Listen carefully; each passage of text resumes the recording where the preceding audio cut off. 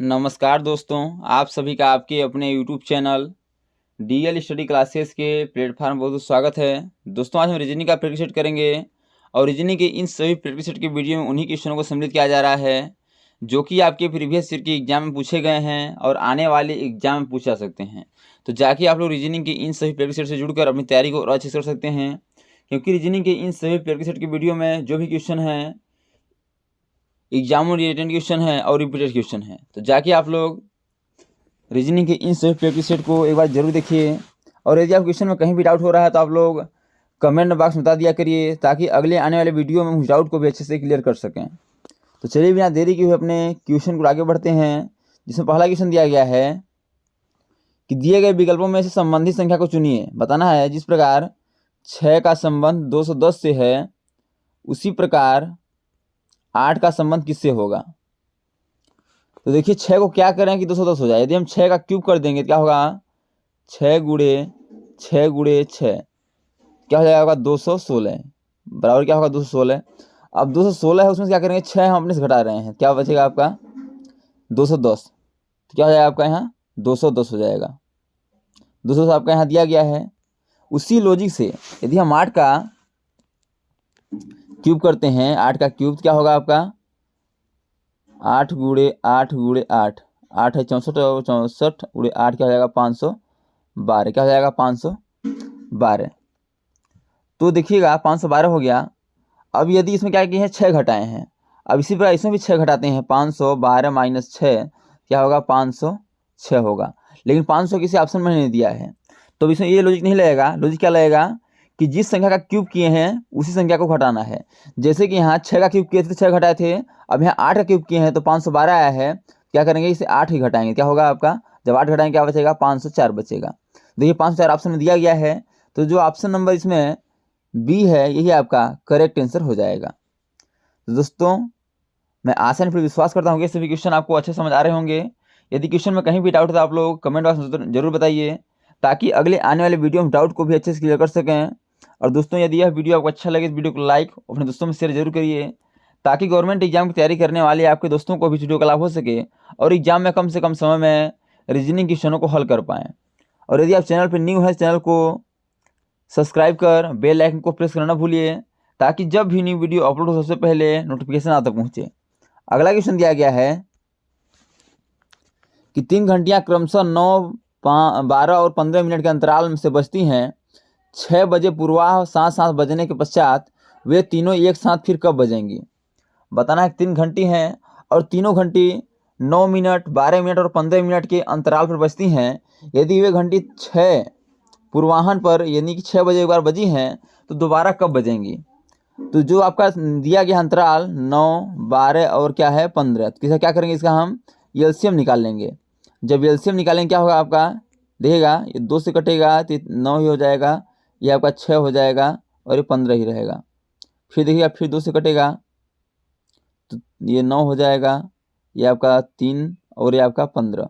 फिर देखिए 5, 2 से नहीं कटेगा अब, तो किससे कटेगा अब यह 3 से कटेगा, तो 3 से 3 हो जाएगा, यहाँ 1 हो जाएगा, यहाँ 5 हो जाएगा। फिर 3 से काटेंगे तो क्या हो जाएगा 1 हो जाएगा, यहाँ भी 1 हो जाएगा और यहाँ 5 हो जाएगा। फिर क्या करेंगे 5 से काट देंगे, क्या हो जाएगा 1 हो जाएगा, 1 और 1 कट गया। तो क्या हो जाएगा एलसीएम कितना आ रहा है 2 गुणे 2 गुणे 3 गुणे 3 गुणे 5, तो 2 दूना 4, 4 3 12, 12 पंचे 60, 60 3 180, यानी इसका एलसीएम क्या होगा 180 होगा। अब जो एलसीएम 180 आया है यानी कि 180, तो क्या हुआ है ये मिनट में आया है, यानी कि 180 मिनट बाद क्या करेंगे एक घंटी पुनः एक साथ बजेंगी। तो 180 क्या करेंगे हम घंटे में कन्वर्ट करेंगे। तो क्या जब घंटे में कन्वर्ट करते हैं कैसे हो करते हैं, तो 180 बट्टे क्या करेंगे 60, एक घंटे में 60 मिनट होते हैं, तो 0 0 कैंसिल, 6 3 18 यानी कि 3 घंटे, यानी कि 180 में कितने घंटे हुए 3 घंटे हुए। वैसे भी यार आप ओरल भी जोड़ सकते हैं कि 60 दूना 120 है और 60 3 180, तो 3 घंटे हुए। लेकिन आपको हम इसमें निकाल के बता दिए कैसे निकाल सकते हैं। तो 3 घंटे बाद क्या करेंगी वे घंटियाँ एक साथ पुनः बजेंगी। तो 6 बजे बजी हैं और 6 में 3 जोड़ देंगे, क्या होगा आपका 9 बजे। अब देखिए 9 बजे किस ऑप्शन में है, तो 9 बजे ऑप्शन नंबर ए में है कि 9 बजे पूर्वाह्न पर फिर बजेंगी, तो option number A correct answer हो जाएगा।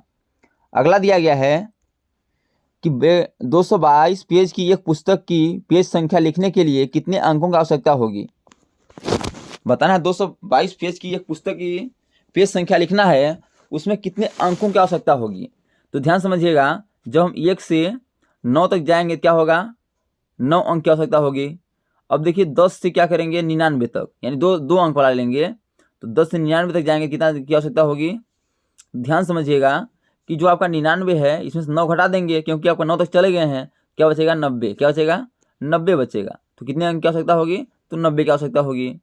फिर आगे समझिएगा, जब 100 से कहाँ तक जाना है हमें, 3 अंक में कहाँ तक जाना है, तो 100 से और 222 तक जाना है। अब देखिएगा कि बहुत लोग क्या करते हैं कि 222 में से 100 घटा देते हैं और आ जाता है क्या 122, और इसी को आंसर मान लेते हैं, लेकिन यह गलत है। कैसे गलत है समझिएगा, क्योंकि हम इसमें क्या कर रहे हैं कि 100 को भी काउंटिंग कर रहे हैं। जब 100 को भी जोड़ रहे हैं क्या होगा कि इसमें 99 घटाना पड़ेगा। 222 में से क्या करें 99 घटाएंगे, क्योंकि 100 को काउंटिंग कर रहे हैं, 100 3 अंक वाला है, क्या करेंगे 99 को माइनस करेंगे, क्या होगा आपका 200 में से 222 में से 99 घट जाएगा, क्या होगा 123 बचेगा, यानी क्या होगा यहाँ 123 होगा, 123। अब ध्यान समझिएगा, ये क्या है 1 अंक वाला है तो गुणे 1 यानी 9 ही होगा, लेकिन जो आपका 2 अंक वाला है तो 90 गुणे 2 करेंगे, क्या होगा आपका 180 हो जाएगा, क्योंकि 2 अंक वाला है। फिर देखिएगा ये आपका 3 अंक वाला है तो 123 गुणे 3 करेंगे, तो 3 त्रिकाई 9, 3 त्रिकाई 9 हो गया, और ये 3 दूना के 6, 3 एक 9 3, क्या हो जाएगा 3 दूना 6 और 3 एक 9 3, 369। अब क्या करेंगे कि जो जितने आए हैं क्या करेंगे आपस में जोड़ देंगे। तो ध्यान समझिएगा, पहले क्या है 369 है, प्लस आपका 180 और प्लस क्या 9। अब इन्हें आपस में यदि जोड़ते हैं तो हमारा आंसर क्या आएगा, देखिएगा 9 दूना 18, 8 आया, फिर देखिएगा 8 8 9 और 1 5 15, 1 4 1 5, कितना आ गया 558। यानी कि 222 पेज की एक पुस्तक की पेज संख्या लिखने के लिए 258 अंक की आवश्यकता होगी। और देखिए 258 किस ऑप्शन में है, तो ये ऑप्शन नंबर डी में है, इसलिए इसका option number D correct answer हो जाएगा। अगला दिया गया है कि कितने समय में एक बंदर 60 फीट लंबे पेड़ के शीर्ष को छू लेगा यदि वह 1 सेकंड में 3 फीट चढ़ता है और तुरंत 2 फीट नीचे गिर जाता है। तो ध्यान समझिएगा कि 1 सेकंड में 3 फीट चढ़ रहा है और 2 फीट नीचे गिर रहा है, तो 2 फीट नीचे गिर रहा है तो माइनस हो जाएगा, यानी कि क्या होगा 1 फीट, यानी 1 सेकंड में कितना चढ़ रहा है तो 1 फीट चढ़ रहा है। अब बहुत लोग क्या करते हैं कि समझते हैं कि जब 1 मिनट आपका 1 सेकंड में 1 फीट चढ़ रहा है तो 60 फीट चढ़ने के लिए 60 सेकंड लगेगा, लेकिन ये क्या होता है, यह गलत हो जाता है, क्योंकि यहाँ बोला है कि कितने से 60 फीट लंबे पेड़ के शीर्ष को कितना समय में छू लेगा।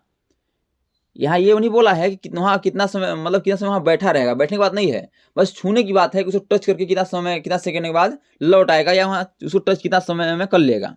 तो ध्यान समझिएगा, यदि 57 फीट जाएंगे तो कितना मिलेगा 57 फीट के लिए, 1 फीट के लिए 1 सेकेंड, 57 फीट के लिए 57 सेकेंड। ध्यान समझिएगा, अब कितना बचा 60 फीट जाना है हमें, अब 3 फीट बचा, तो 1 सेकेंड में 3 फीट चढ़ रहा है, 3 फीट चढ़ रहता है, तो जब 1 सेकेंड और बढ़ाएंगे क्या होगा 3 फीट, यानी 58 59 और 60 को जाके छू लेगा, और छूने के बाद फिर 58 पर आ जाएगा, फिर 2 फीट नीचे गिर जाएगा, यानी फिर 58 पे आ जाएगा। लेकिन इसमें छूने की बात हुई है तो क्या होगा 57 सेकेंड में 57 फीट पहुंच गया था, और 1 सेकेंड में 3 फीट और चढ़ेगा, तो 60 सेकेंड को छूने की बात है, यानी 60 फीट को छूने की बात है, तो क्या करेगा 60 फीट को छू लेगा, लेकिन छूने के बाद फिर वापस लौट आएगा, लेकिन हमको वापस लौटने से उससे मतलब नहीं है।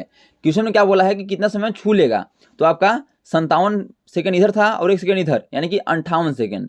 58 सेकेंड में क्या करेगा कि 60 फीट को छू लेगा। तो इस क्वेश्चन का आंसर क्या होगा 58 सेकेंड होगा, और वो ऑप्शन नंबर किसमें दिया गया है, सी में दिया गया है, इसलिए इसका option number C correct answer हो जाएगा। तो दोस्तों यदि यह वीडियो आपको अच्छा लगे तो वीडियो को लाइक और अपने दोस्तों में शेयर जरूर करिए, और यदि आप चैनल पर न्यू है चैनल को सब्सक्राइब कर बेल आइकन को प्रेस करना ना भूलिए, ताकि जब भी न्यू वीडियो अपलोड हो सबसे पहले नोटिफिकेशन आप तक पहुंचे। आपका अगला क्वेश्चन दिया गया है कि कक्षा की एक पंक्ति में बैठे विद्यार्थियों की गणना करने पर पता चलता है कि सुधाकर शीर्ष से 29वें अंक से 18वें स्थान पर बैठा है, तो 88 विद्यार्थियों की कक्षा में उस दिन कितने विद्यार्थी विद्यालय में नहीं गए थे? यानी कि विद्यालय में टोटल विद्यार्थी आपके कितने हैं? 88 हैं। बोला है कि शीर्ष से यानी कि ऊपर से सुधाकर स्थान क्या है? 29वां है। ऊपर से क्या है? ऊपर से 29वां है। और क्या बोला है उसके बाद कि अंत से यानी नीचे से क्या है? अंत से नीचे से क्या है कि 18वें स्थान पर है। तो बोला है कि कितने विद्यार्थी विद्यालय में नहीं आए थे, तो ये तो आए हुए हो गए, तो इन्हें क्या करेंगे? आपस में जोड़ देंगे। जोड़ने के बाद क्या होगा? यदि जोड़ देते हैं तो आपका हो जाएगा 7 और 4 कितना हो गया? 47। लेकिन इसमें से एक माइनस करना पड़ेगा। माइनस क्यों करना पड़ेगा? ध्यान समझिएगा। बहुत लोग क्या करते हैं? माइनस नहीं करते हैं। माइनस इसलिए करना पड़ेगा क्योंकि इसमें क्या हो रहा है कि ऊपर से भी और नीचे से भी 18 को दो बार जोड़ा जा रहा है। तो क्या करेंगे? इसमें एक माइनस कर देंगे। क्या हो जाएगा? आपका 46 हो जाएगा। यानी कि उस दिन कितने बच्चे आए थे? तो 46 बच्चे आए थे। आपके टोटल कितने विद्यार्थी हैं? 88 विद्यार्थी हैं और 46 क्या है? प्रेजेंट हैं। तो कितने नहीं आए हैं? तो 88 में से 46 यदि घटा देंगे तो हमारा आंसर आ जाएगा कि कितने नहीं आए हैं। तो घटाएंगे तो बचेगा 2 और क्या बचेगा? 4, यानी कि 42 विद्यार्थी विद्यालय में अनुपस्थित थे। तो बोला है कि कितने विद्यार्थी विद्यालय में नहीं गए थे? तो 42। देखिए 42 किस ऑप्शन में है? तो ये ऑप्शन नंबर ए में है, इसलिए इसका option number A correct answer हो जाएगा। तो दोस्तों thanks for watching this video. यह वीडियो आपको कैसा लगा कमेंट बॉक्स में जरूर मेरा बताइएगा। और इसी प्रकार के ऑल गवर्नमेंट एग्जाम पूछे जाने वाले GK, GS, math, reasoning, Hindi, current affairs व लूसेंट संबंधी क्वेश्चनों को पाने के लिए हमारे यूट्यूब चैनल को लाइक से सब्सक्राइब कर बेल आइकन को प्रेस करना न भूलिएगा, ताकि जब भी न्यू वीडियो अपलोड हो सबसे पहले नोटिफिकेशन आप तक पहुँचे। तो आज तक के लिए इतना ही, मिलते नेक्स्ट वीडियो में। तब तक के लिए जय हिंद, वंदे मातरम।